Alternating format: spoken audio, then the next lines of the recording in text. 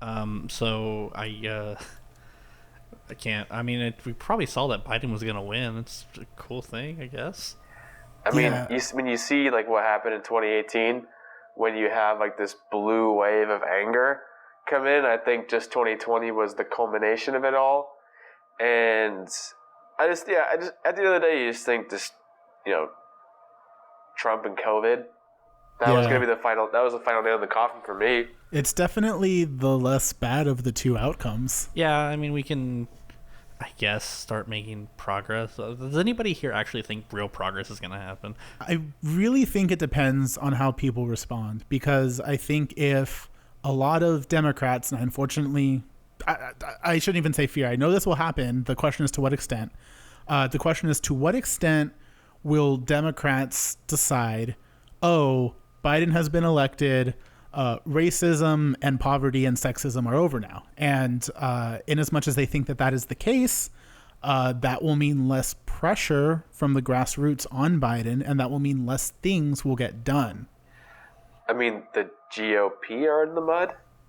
That is always a good thing. That is the thing I'm happiest about. Yeah, I mean, we can always.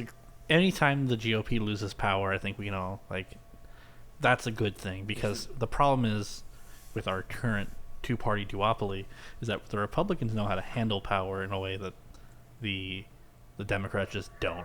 Yeah, the Democrats won't do anything with their majority, and it's a tragedy because they say they're the party of the working people now, but they talk the talk, but when they walk, they're limping.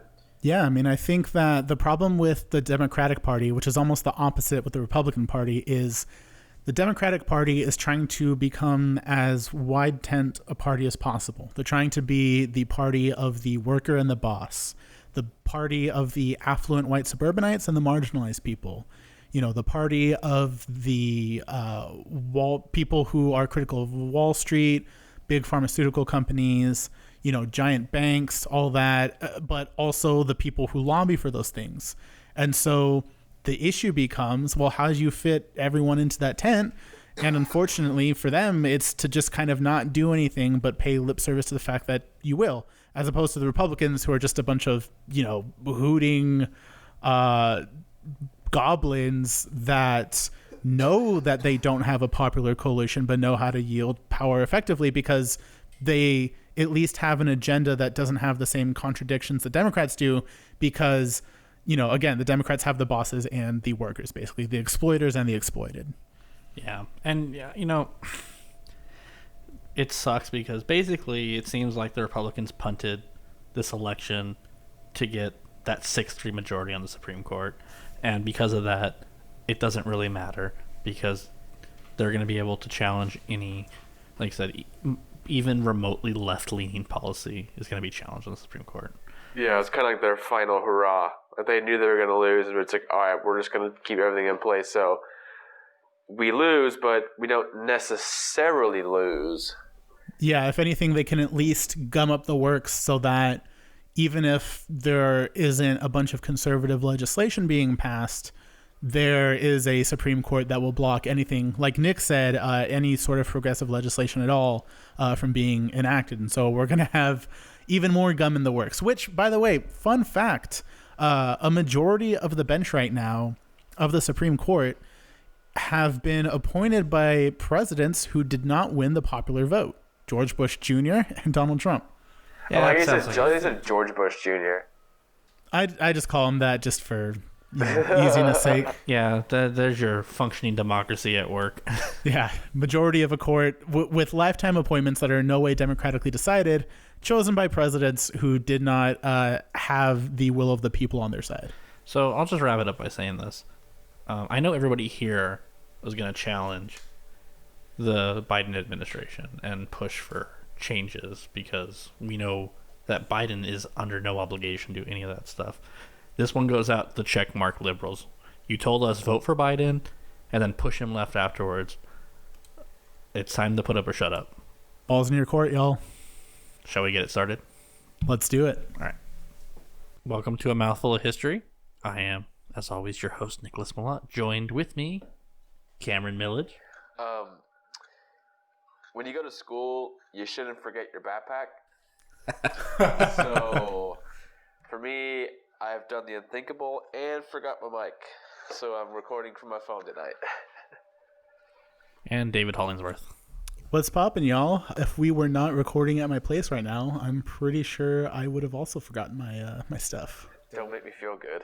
And for the first time ever, we have Caroline actually sitting in and listening to us while we record this time. Hi. I'm like, for where I'm sitting, I can barely see her above the laptop. Yeah, she's on a chair that she's tried to raise as high as she can, and she still can't peek over her laptop. It's like a kid's finally getting to the big kids table on Thanksgiving. It's just really funny right now. Does she look like the Bernie logo to you? The Bernie logo? Where it's like the glasses and the hair? Yeah. Oh my god, goals. I've always wanted to look like Bernie. Well, we have made it to the season finale. I know it's weird to have podcast seasons, but this is mostly just so we're not trying to force things during the holidays. You know, a lot of busy stuff coming up, and we thought we could spend some time how making the podcast better for you after the first of the year. So we are here today to discuss a movie, actually. A movie we all watched recently, except for Cameron, who's one of his favorite movies. Yeah, all top 10. Top 10 clearly. So because of that, I'm going to let Cameron introduce the film. Alright, so I was introduced to this movie when I was a wee 18-year-old. So young. So full of life. The movie was so just, it stood out to me like any good movie would. The movie is called The Battle of Algiers. It is a movie directed by Italian filmmaker Gillo Pontecorvo, and it's about the Algerian struggle for independence against the French. It can't be more understated, but this is probably one of the most influential movies, not just in the 20th century, but I think for just huge leftist groups worldwide. And in the struggle for anti-colonialism, anti-imperialism, it was shot in a way that it just got right into your soul. And, of course, you know, it was filmed only 4 years after Algeria won their independence in 1962, which is 1966, but the way the film was shot was pretty interesting, and so Italian Neo-Realism, and I'm thinking that Nick can explain this to us because he is better at explaining film topics because he got his bachelor's degree in film. So Yeah, take it so away. Italian Neo-Realism is a movement that came about in post-World War II Italy, generally focusing on the struggles of the modern Italian person and, you know, basically the country post-World War II. One of the more famous films of that is The Bicycle Thief. Bicycle Thieves, I'm sorry. Great movie. It is terribly sad. The two main things I want to focus on with Italian Neo-Realism that really come into play with this movie is its penchant for throwing out sets in favor of on-location shooting and the lack of professional actors and actually using like real people. Now that actually shows up in this movie. There was one professional actor used for the Battle of Algiers. Everybody else was part of the struggle, or, you know, they were Algerian citizens or things like that. So actually, if you go back and you watch the movie, a lot of them are dubbed because they're not professional actors.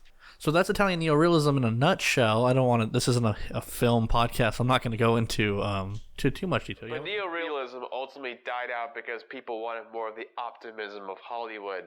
Yeah. Like, if that's where I'm Yeah, trying to get at. Neo-realism made sense post-World War II because Italy was devastated. It was on the losing side. It had almost 15 years, I think, of Mussolini, Yeah, about who that. was heavily in control of the Italian film industry during the fascist regime, in the same way that Hitler was of the film industry in Germany. So yeah, a lot of the Italian filmmakers went with this style, and obviously the Battle of Algiers, it's like being a French, it's a French spoken film. It's French except for the fact that it's an Italian director using that Italian neo-realistic style. You might be asking yourself, well, how did we get from this one case of affairs to another case of affairs? So we ask ourselves, well, why is Algeria fighting for independence against the French? We need a little bit of context. So David, can you bring us in with why are the French in Algeria? Give us some of that sexy historical context. All right, everyone. Well, here is how things happened. See, sometimes when we think of European colonization of the rest of the world, we think of it all happening around the same time. My But nipple that getting well is hard. not the case. As a matter of fact, the Europeans actually initially just went to the Americas, built their wealth through exploitation of the native peoples, and then, centuries later, is when they started colonizing Asia and Africa. So, it was during the 1800s that Europe, including France, really began its colonization of much of Africa and Asia. France invaded Algeria in particular in 1830. Now, the conquest technically ended in 1848, but really went into the 1870s. And here's an interesting thing about the French. During colonization of the Americas, the French were actually arguably the least brutal of the European colonizers over there. They mostly just established outposts and generally regarded Native American tribes with respect. Obviously, still pretty gross overall, but compared to the English, Spanish, and Portuguese, the French were less terrible. But during 1800s colonization in Asia and Africa, they were actually arguably the most brutal. So even by the standards of colonization, they were pretty horrific. Are we talking Belgians in the Congo brutal? We're talking Belgians in the Congo brutal. Just to throw some figures out there, the Algerians were estimated to have a population of about 1.5 million in 1830. So by the time the French were done subjugating the Algerians by the mid-1870s, they had killed approximately 825,000 Algerians. Jesus. Now, just to kind of, rewind on that a little bit, that's 825,000 people from 1830 to 1875. So it's not of 1.5 million, 825,000 people were killed. Obviously, otherwise that place would just collapse. But it is 825,000 over that much time. That's still 825,000 Algerians who did not need to die for French Horrific. colonialism. Yeah, and I definitely don't say that to downplay how horrific it was, because that's, for the 1800s to kill over 800,000 residents of a country is monstrous. It wasn't 80% of their population they killed. It was about 15% over the long haul, but just horrific violence. And of course, there is a periodic resistance, but we'll get to that later. And so, Cameron, what did, after the French colonized Algeria, during the era of colonization, what did that society look like? Well, obviously, you see a huge decimation of the indigenous population, but as with colonialization, you see the mother country sort of encourage Europeans to move there and settle, have it really become European. Mostly French, It's that white man's burden bullshit. So so not only did Algeria become they took over Algeria, they also took over Tunisia and Morocco at the same time, usually. So, but the thing is, those were protectorates. So they had their own governments, but there's French oversight. But with Algeria, it was France. Directly subjugated. Directly subjugated nation. 100% French oversight. Also, the coastal parts of Algeria are super nice because, Mediterranean, good sun, good beaches. So you saw a lot of French people move there, and it gave birth to their own sort of population. So we say the Creoles in the Americas. There's a group of people called the Pieds Noirs.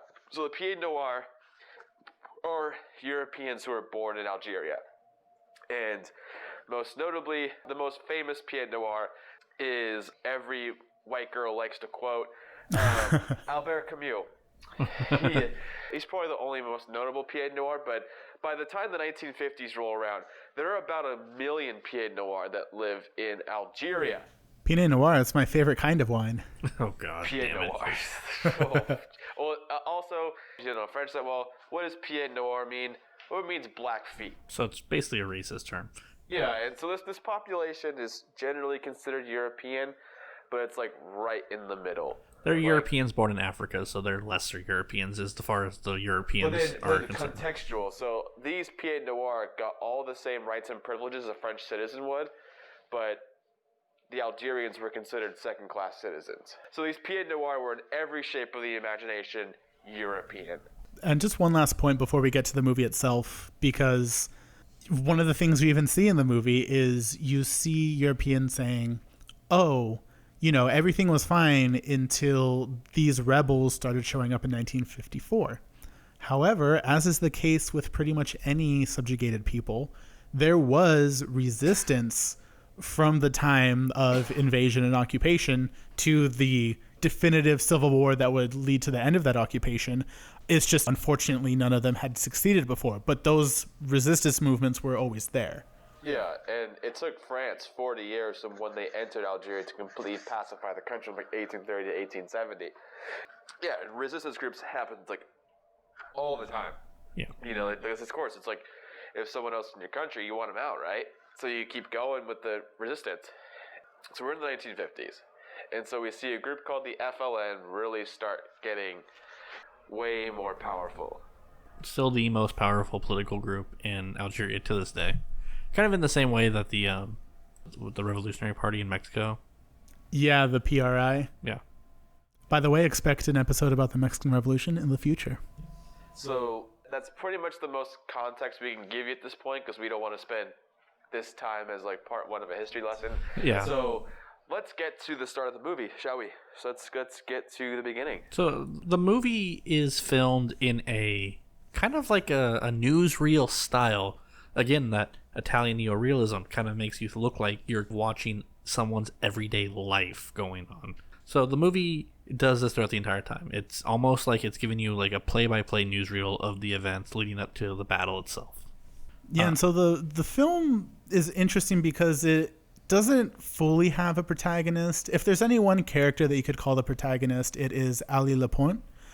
But there are, like at times 20-30 minutes where he doesn't show up on screen. And so even though kind of see him start out and go up through the ranks of the resistance movement, and he is the very handsome, capable hero and leader of the resistance, he's not really the protagonist. I think that's what neo-realism does. There's no big stars. It's like this is a joint effort, so everyone has just of an equal part. Yeah, we're just happen to be focusing on this particular person at this time, but he's one of thousands of people who this could be about. Because he gets arrested, he's thrown in prison. The first big scene we get is the guy getting guillotined.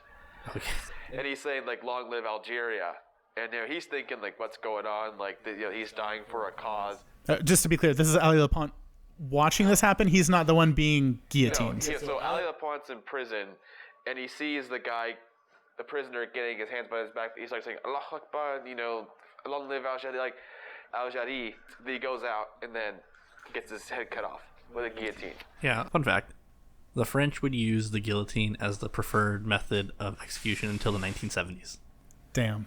And that's kind of like a precursor to what kind of torture methods they would use. Oh, yeah. And torture. Torture plays a big role, especially in this back half of this movie, as the fighting picks up and the fighting gets a lot more brutal. The movie makes no attempt to hide the fact that the French, to combat the Algerians, resorted to torture as much as the Algerian freedom fighters are turning around and using, guerrilla tactics. He gets that, and then Ali Lapointe, because the thing is, the communication's all paper, so the French have zero traces of anybody. So he's told, go into this bar, shoot the police officer in the back, and then try to get away. But the thing is, like, He tries to make a scene out of it. He tries to make a scene out of it instead, but he was only supposed to shoot him in the back. But the thing is, he goes around, there's no bullets, and so he starts beating the crap out of him. And the girl takes the gun, and then they roll off into another thing. And then he meets Jafar. Jafar is the leader of the FLN. And who is he played by, Cameron? So he was played by Saadi Youssef, who was part of the FLN during the liberation, during the struggle for independence. And so he was working closely with Pontecorvo. So basically he was recreating his role. He was kind of doing locks, telling him, this is what I did, this is what happened. And he was really working closely with Pontecorvo to completely recreate his role in the independence movement. Nothing that anybody would love to do more than if there was a movie made about something you were a part of, to be intimately in there to make sure that your role is handled perfectly. And by perfectly, I mean exaggerated a little slightly so you look a lot better than you actually are. Yeah, just to make yourself look extra cool. Yeah. Whomst among us would not do the same? Oh, I totally would. I mean, Saudi Yusuf back then was kind of a good-looking dude. He was very Or much sexy, buff leader of the the resistance. eyebrows are just like really thick. Strong and just eyebrow game. Strong eyebrow game. strong eyebrow game. The lip is the hot lips, just like fucking. Let me fucking. That's a crack. man right there. A pouty lipped, but in a hot way, man. Like he was just like good-looking dude trying to get independence of the French. Really, it's just like Algeria got independence, but he looked sexy doing it. Well, I mean, Ali Lapont, also pretty good looking dude, too. Both the actor and the actual guy, because Ali Lapont was based on a real guy with the same name. Yeah. So anyway, We're just like, all right, what do we say after hot Algerian dudes? And so this is probably the first time guerrilla warfare is used in a very urban setting. yeah, up to this point, when you think of guerrilla warfare, you always think I think the go-to for me is like Vietnam, both the French Indochina War and the American Vietnamese War. It's jungle war, but that stuff plays itself to that kind of warfare because there's a lot of hiding spots. If you're the home team, you can use that to your advantage. But the Algerians, they've been there their entire lives. They know that, and they use the city to their advantage. Yeah, they know the Because terrain. anyone could be part of the resistance in Algiers. It's like be like water. Blend in, get in with society. Yeah, that's what the Algerians had to their advantage. And really, all of this takes place in the Kasbah, like at the European section of Algiers. And there's a lot of checkpoints going through. And you can see that like average people, you see a policeman get his throat stabbed, his throat just knocked in, takes the gun. You see a kid, he's like I'm doing my paper routes. All right, leave. And there's just conveniently there's a gun in the box, and then he's Just murks him. It just works. So I'm looking at them like this is really a complex operation. Yeah, and a thing I liked about that, sorry, Nick, is they talked a lot in the beginning about the importance of being organized, which I think sometimes the way revolutions or uprisings of any kind are portrayed is a lot of people are mad at injustice, and then there's a couple people who kind of, give speeches that channel that anger in a productive direction, and then they have an uprising. But any sort of actual successful uprising requires incredible amounts of organization and incredible amounts of discipline, of having networks of people and resources that you strategically leverage. It's so much work that I appreciate that even though the movie didn't, and it wouldn't be a good idea to, get into the real nitty-gritty of it, the fact that they're reiterating how important it is to be organized and showing it in some ways is very good. Because again, just too many people think that an uprising is like, these people are mad at injustice and there's a couple people giving them pointers and that's it, and then that's how rebellion happens. But it really isn't. Yeah, I think the best way to simplify that is to think of the underdogs in a sporting event. You have to be perfect because your opponent has more money, more resources, and has more talent. You got to execute the game plan. You have to be perfect if you want to win. Yeah, you got to execute the game plan, and you have to just be super disciplined in everything leading up to it. Yep. And then I think the conversation between Jafar and Ali on the balcony, the real work happens once we get our independence. The struggle, yeah, it's important, but it's the real work comes in. Yeah, it's once the job is done. It's a strong acknowledgement that this is but a part, because if you revolt and you successfully get them out and you don't do anything with it, everyone's just gonna look at you like, well, maybe you didn't deserve to have your own country. Because then throughout the film, there's also an appeal to the UN. The UN's kind of like this specter. The UN's looking at the situation in Algeria, and both sides are trying to play the UN to their favor. Yeah, and that's when they launch even a general strike to basically help leverage their case toward the UN. And I thought that was very cool. And it does kind of remind you that essentially every 20th century colonial movement was from exploited people who saw not just the racism inherent in that colonial exploitation, but also the fact that their labor and resources were being drained. I mean, it was economic and racial. And so they're recognizing that, and they're leveraging that through a general strike, which was very effective. Yeah, and Take the hint, U.S. Yeah, wink, wink. I think the general strikes happened before, actually after. Well, the thing is, the French, the police officers at night, they put the bomb next to the Muslim part of Algiers, and it blows up. 75 Algerians died, 150 were wounded. But you can tell the music, though. Yeah. Like, you can tell when a French person dies, it's like more like suspensey. But whereas when the Algerians die, there's a somber tone to it. It actually helps to point out that even though the filmmaker had stated that they weren't trying to make they're trying to show both sides of the conflict movie, stuff like that, like music choices, really dictate how the audience is going to feel about it. Because Pontecorvo himself stated that he was an anti-imperialist Marxist.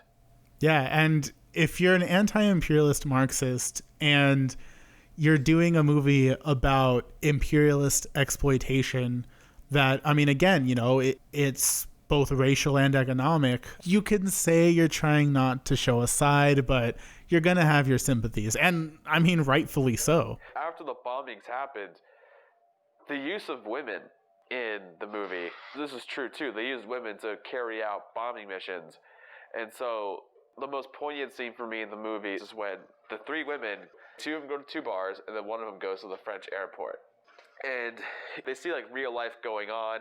Everyone's chatting, like no one knows what the hell's going on. And then, boom, bombs go off. Yeah, and, you know, again, this movie's sympathies are clearly with the Algerian people, but I do think it was kind of a brave choice to show these women look around, and you see these people that are smiling, laughing, having fun before the bomb goes off. And it does remind you that it is a very ugly process. It's an ugly process that the French kind of brought on themselves by occupying Algeria, but it is a very sad and ugly process that leads to loss and suffering on both sides. Yeah. So the movie basically progresses like that. The Algerians using the guerrilla tactics to take out, you know, first it's the police, and then it's different figures, and then obviously it's the bombings and stuff like that. Then when the French see the situation getting out of control, like, you know, there's bombings going on, they send in the paratroopers. And this is where it gets crazy, because then This is where the stakes get raised. Because then they bring in Colonel Mathieu. This guy is like a very imposing figure. He almost becomes like the main character. There's a reason this guy is imposing, actually. The guy who plays Colonel Mathieu, his name is Jean Martin. He was an actual French resistance fighter, you know, from France, who also fought with French paratroopers in Indochina. So basically in Vietnam. Shout out to our other episode. Vietnam begins and Vietnam rises. And the thing with Jean Martin, though, is he actually, shortly after leaving Indochina, possibly influenced by his time in Indochina, he becomes an anti-imperialist leftist himself. And so when they're making this movie, he wants to be part of it because he was against the French occupation of Algeria. And the ironic thing is that he plays the colonel who is like trying to keep colonization and order in France. So it's like, but I mean, the way he spoke French, He plays the most subtle antagonist I've ever seen in a film. He is, without a doubt, a bad guy. He's not a good guy, and David's going to explain a scene in the movie that basically encapsulates what kind of bad guy he is. Yep. So my favorite scene in the movie is when the French media are talking to Colonel Mathieu. They're, you know, trying to confront him about the use of torture by the French paratroopers against the Algerians. And he shows this very sort of cynical realism about the situation that I think shows a profound understanding of the situation. He's just on the wrong side of the conflict, because when they ask him about it, he says the fundamental problem is not really the torture. The problem is that the FLN wants to throw us out of Algeria and we want to stay. So he's basically making this point like, we are occupying Algeria and they don't want us here. We're not going to win by hugging them, and we're not going to win by playing by the rules. He actually ends that speech or that scene asking the media, look, I know all of you to some degree think we're supposed to be in Algeria. Some of you don't like what we're doing, but you all in some form or another think that we should still be there. Well, do you still think we should stay in Algeria? If the answer is still yes, then you need to accept what we're doing, because we are going to lose if we don't do this. And I think it just perfectly shows his understanding that, again, he's on the wrong side of it, but it shows you can't be a colonizer and also be polite when the people are uprising. You have to ask yourself, are we going to stick to this or aren't we? Obviously, you really morally shouldn't stick to it, but if you are, you can't clutch your pearls about doing terrible things. If you don't want to do terrible things, then just leave. And then it cuts right into the torture. Yeah. Yep. Like I said, the movie makes no bones about the French torturing Algerians, almost gleefully doing it to get their point across. Did you see like the torch? Oh yeah, the torch to the chest, the waterboarding, the connecting charges to their ears. Yeah. It's really bad. It's really gruesome, and the movie doesn't hold back. And again, taking with that newsreel style, it shouldn't, because you need to see what the colonizers, the French in this case, are willing to do to hold on to their power. I feel like Dick Cheney loved this movie, but for all the wrong reasons. There's also that press conference scene with Ben Hamidi, when handcuffed, and they kept talking like, well, why are you doing this? Well, he's just like, is it okay for the French to gun down innocent villagers? And then also, the next day, it was that same press conference where Mathieu was talking about, like, you need to accept the consequences of what we're doing if you want to be in Algeria. It's like, well, apparently he committed suicide by hanging, but his arms and legs were bound. How could he have killed himself? And Mathieu was like vehemently denying. It's like, that's inhumane or something like that. And so basically, like, he was killed in prison by the French. Yeah. Then it cuts to the torture scenes. Like we said before, it's just gruesome. It is absolutely gruesome. Wonderfully shot. Oh yeah, if we're looking at neo-realism, yeah, you almost think like they're okay. We're gonna actually torture you to get this point across, and it looks that realistic. It really does. Colonel Mathieu, he realizes the structure of the FLN, and towards the end of the movie, they find out where Ali Lapointe is hiding. They refuse to go out, and I think they blow up the building. I think. Yes, they blow up the building. They blow it up. And ultimately, we see the scenes after where you see where more and more people are in the streets wanting independence. And there was a scene that stuck out to me too. The French are saying, like, qu'est-ce que vous voulez? Like, what do you want? And then the fog clears and they say independence, and you see a bunch of people, independence. Then you see everybody come out and start charging through. Yeah, that was incredible. That really looked like footage of an uprising. I mean, shit, having been to like protests sometimes that get really confrontational with the cops, there's a certain air that you feel, it's very intense. It's nerve-wracking, but there's also this braveness and dignity to the people that are standing up for themselves, and you feel that in the scene, which is incredible for a fictional movie. And then also, like, I think going back to the strike as well, like, the paratroopers tried to fucking end the strike. They tried forcing everybody back to work. You see, like, all of this culminates to that point where everyone's just like, we've had enough. What happens generally in these kind of situations is the colonizing power will do everything they can to hold on to it, but unfortunately you have to keep stepping up your tactics to do that. But unfortunately, even the people in Algeria who maybe like day to day don't think much of the French occupation of their country, the more they see their own people being gunned down or fucking having buildings blown up to make your point across, you're going to lose them, and then they're going to take the streets. And what are you going to do? Massacre the entire nation? No, of course not.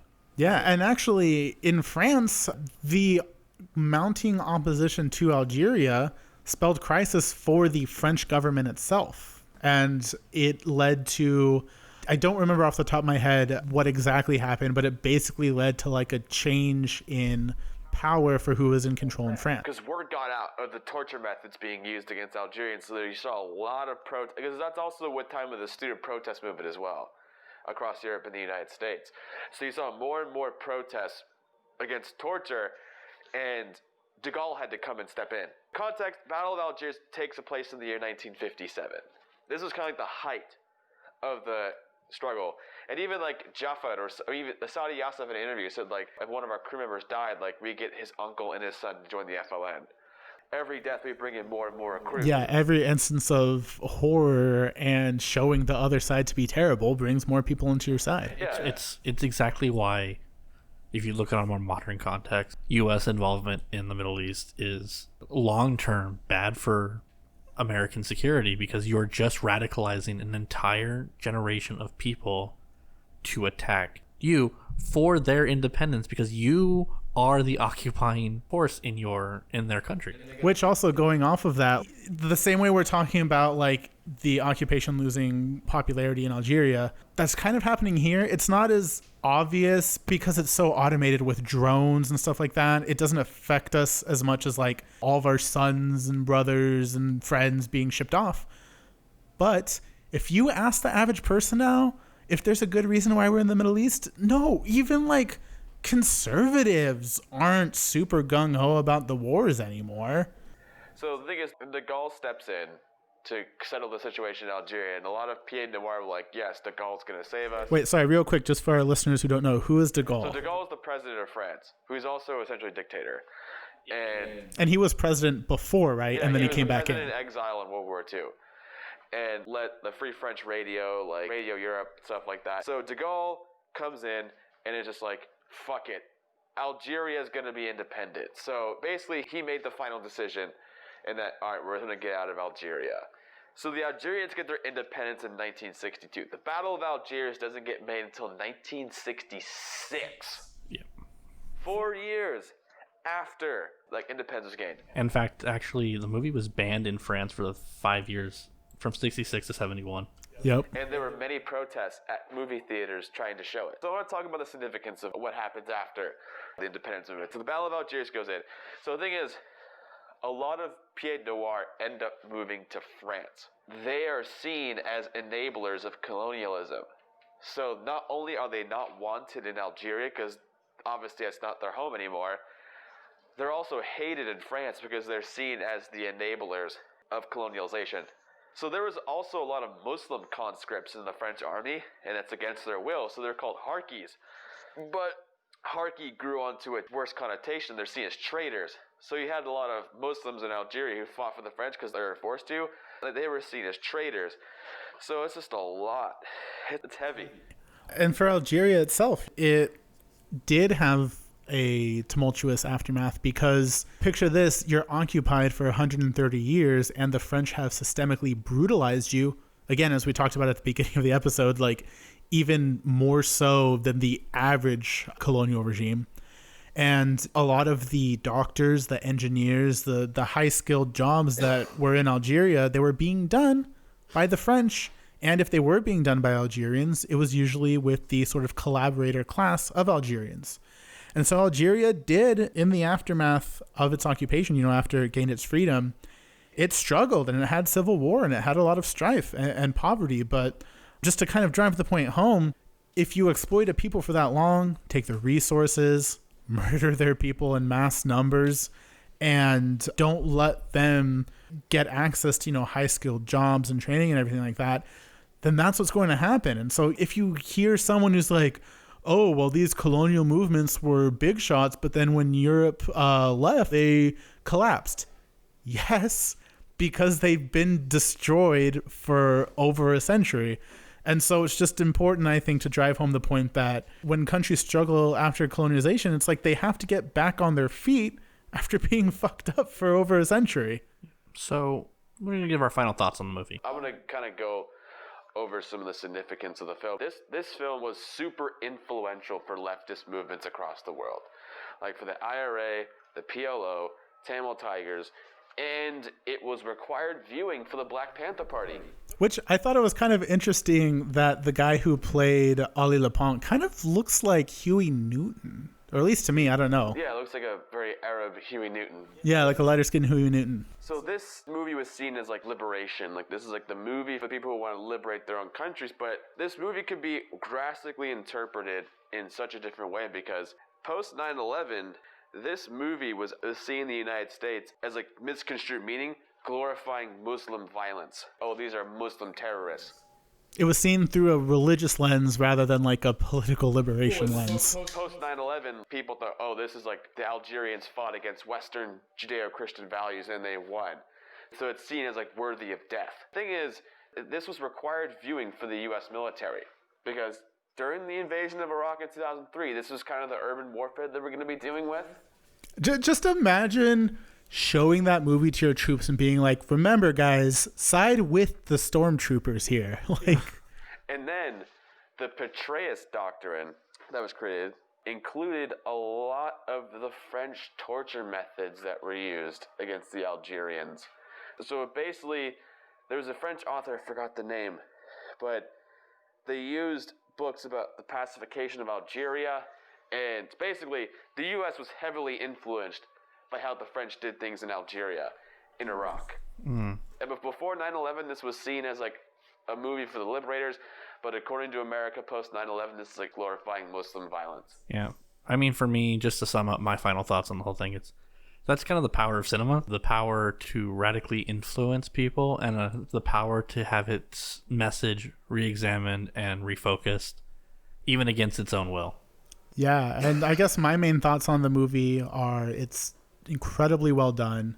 Like Nick was saying, cinema is powerful, and it can really shape how you see the world and all the conflicts therein. And so my parting message to everyone is just remember, and I'm sure if you've made it this far, you already agree, but just to put it out there, it really doesn't matter the specifics of a conflict in the sense that if there are Algerians who happen to be Muslim fighting for independence against the people who happen to be European, it's not a religious or cultural conflict. It's a conflict of power.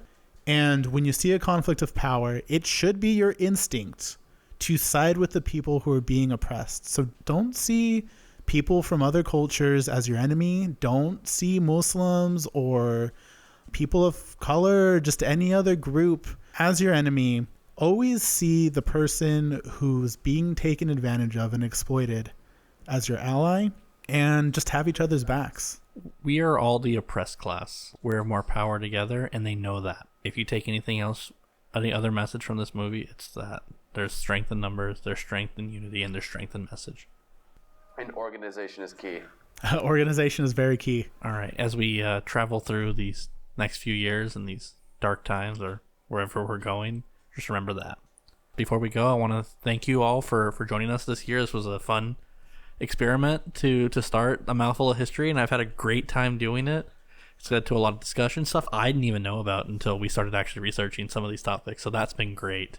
And for all of you who have listened, I want to thank you so much. We could do these for ourselves. I think we'd be fun, but that people actually do want to listen to us is amazing, and it does make me feel great on a personal level and a professional level, so thank you. Thank you for all the interactions you give us. I get a lot of enjoyment by seeing a lot of y'all commenting and interacting with what we talk about, especially with our On This Day in History posts. I know they get kind of draining because it's every day, practically.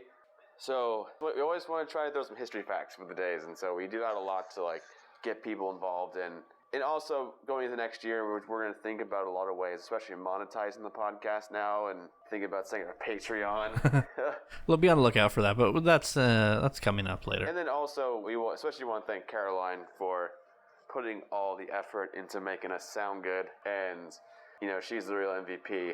Without her, I'm not sure what we would have been. Yeah, so if there's anybody out there who's looking for sound editors, like who's listening to this, hire her. She's great. She is worth every penny. Yeah, Caroline is fantastic. And I also just want to echo what Nick and Cameron are saying. For me, I just love talking about this stuff. And when Nick approached me about us doing the podcast, he had an eye patch just like Samuel L. Jackson. And that's true. I do have an eye patch. Yeah, that wasn't a joke. That actually is true. I wanted to try my best to find a balance between being entertaining and substantive, asking really thought-provoking questions and talking about tough issues and ideas, but, still having fun with it, just finding that ideal balance. I'm not the kind of person who wants to put my stuff out there if I think I'm not saying anything worth hearing. And I don't know if I always like succeed at trying to articulate everything I want to say, but I try my best. And the fact that people are responding to that when I think all three of us really are trying to be thoughtful and engaging, I really appreciate that. And I really appreciate all of you listening. So thank you. Thank you a lot. And Caroline really, really is incredible. I mean, she works like a professional. Like, we've had people compliment us on a couple things, which is very nice. But honestly, the thing I think I've gotten the most compliments on is our audio quality.